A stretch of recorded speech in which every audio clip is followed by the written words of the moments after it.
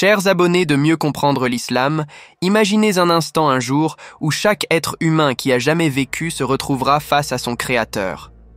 Un jour où toutes nos actions, bonnes ou mauvaises, seront exposées sans la moindre omission. Ce jour n'est pas une légende, ni une fable, mais une réalité affirmée par Allah dans le Coran. Dans un monde où beaucoup vivent comme si tout s'arrêtera avec la mort, l'islam nous rappelle que la vie après cette vie est bien plus longue, bien plus cruciale. Le jour du jugement est un rappel incontournable pour tout musulman, un moment où la justice divine s'exprimera dans toute sa perfection. Ce jour-là, il ne s'agira pas de richesse, de statut ou de pouvoir, mais seulement de foi, d'intention et d'action. Dans cette vidéo, nous allons explorer ce moment solennel où la résurrection, la pesée des actions et le destin de chaque âme seront déterminés. C'est un rappel puissant que chacun de nous doit méditer.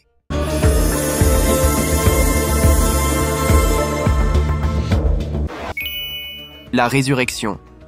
Un retour inévitable pour l'humanité.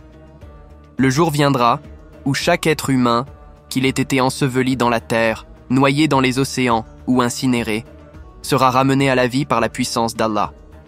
Chaque molécule, chaque atome et chaque phalange sera reconstituée, peu importe où ces éléments se trouvaient. L'ensemble de l'humanité, sans exception, se tiendra debout devant son Créateur pour rendre compte de ses actes. Allah, dans son infinie sagesse, nous a informé que ce moment redoutable arrivera, malgré les doutes ou les dénégations de certains. Le jour du jugement est une réalité inéluctable, un événement que nul ne pourra éviter. Après avoir été ressuscité, l'humanité sera confrontée à l'angoisse du bilan de ses actions. Ce sera un moment de grande crainte pour beaucoup, car toute action accomplie, qu'elle soit bonne ou mauvaise, sera exposée de manière claire et transparente. Allah nous rappelle ce moment crucial dans le Coran. Quiconque fait un bien fût-ce du poids d'un atome, le verra, et quiconque fait un mal fût-ce du poids d'un atome, le verra. Coran 99, 7, 8. Ce verset montre avec éloquence que chaque geste, chaque parole, chaque pensée aura un poids ce jour-là. Pour certains, ce sera un moment de soulagement et de bonheur, car ils verront le fruit de leurs bonnes actions.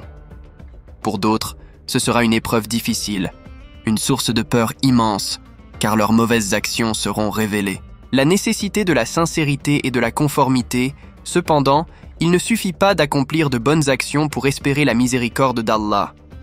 Ces actes doivent répondre à deux conditions essentielles, la sincérité et la conformité. La sincérité, al-ikhlas, implique que les actions doivent être faites exclusivement pour Allah, sans aucune attente de reconnaissance ou de récompense de la part des créatures. C'est un pilier fondamental dans l'adoration du musulman. Toute action entreprise pour la satisfaction d'autrui ou pour obtenir des louanges est vaine aux yeux d'Allah.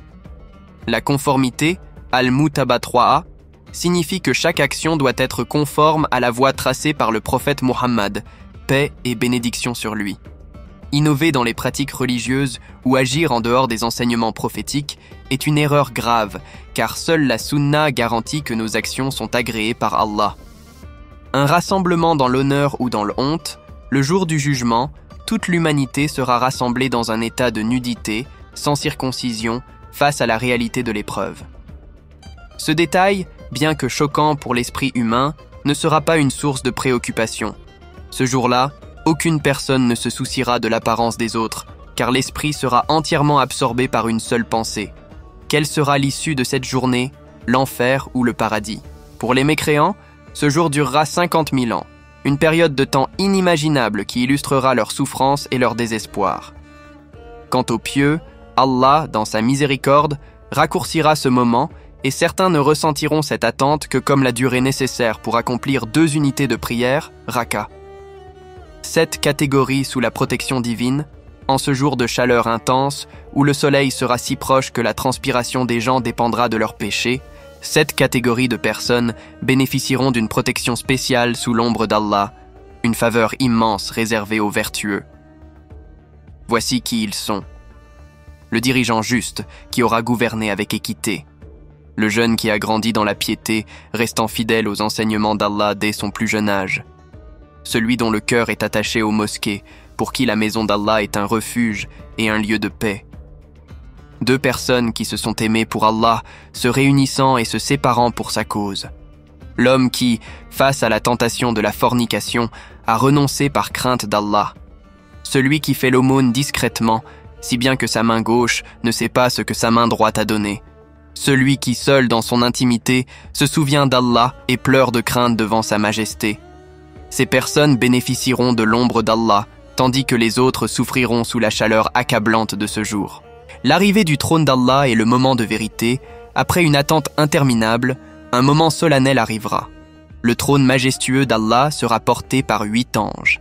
La description de ce moment, mentionnée dans le Coran, est effrayante et majestueuse.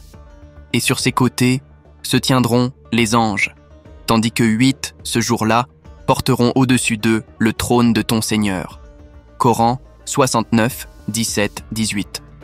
Tous les êtres humains, même les plus pieux, ressentiront une crainte immense face à la rencontre avec leur Créateur. Néanmoins, personne ne sera encore en mesure de voir la face d'Allah, car ce privilège sera réservé aux bienheureux du paradis. Le prophète Muhammad, paix et bénédiction sur lui, tombera alors en prosternation devant Allah, implorant pour sa communauté. Il dira « Ma'umma, ô Seigneur, Ma'umma, ô Seigneur ». Sa prière sera acceptée, et son intercession sera en faveur de tous les musulmans, sans distinction de race, de couleur ou d'origine.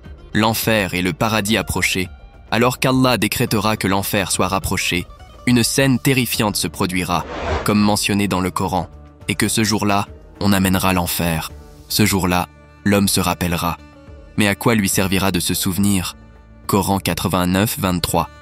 Cependant, pour les croyants pieux, la bonne nouvelle est que le paradis sera également rapproché. Le paradis sera rapproché à proximité des pieux. Voilà ce qui vous a été promis, ainsi que à tout homme plein de repentir et respectueux des prescriptions divines. Coran 50, 31, 32. La pesée des actes et la grande miséricorde d'Allah. La pesée des actions commencera, et Allah, dans sa générosité infinie, récompensera les bonnes actions de manière multipliée. Il dit dans le Coran, « Quiconque viendra avec le bien aura 10 fois autant, et quiconque viendra avec le mal ne sera rétribué que par son équivalent. » Coran 6, 160. Cette promesse d'Allah montre sa volonté de faciliter l'accès au paradis pour ceux qui l'ont adoré sincèrement. Ceux qui recevront leur livre de bonnes actions dans leur main droite seront comblés de joie et retourneront auprès de leur famille avec bonheur. Mais ceux qui recevront leur livre derrière leur dos goûteront aux affres de l'enfer. Chers abonnés de Mieux comprendre l'islam, ce rappel puissant du jour du jugement nous exhorte tous à réfléchir sur nos actions, nos intentions et notre relation avec Allah.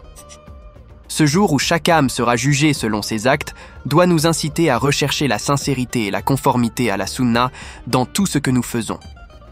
Le paradis et l'enfer ne sont pas des concepts lointains, mais des réalités que nous façonnons chaque jour à travers nos choix. Que nous soyons parmi ceux qui seront protégés sous l'ombre d'Allah et que nos efforts en ce monde soient récompensés par une place dans les jardins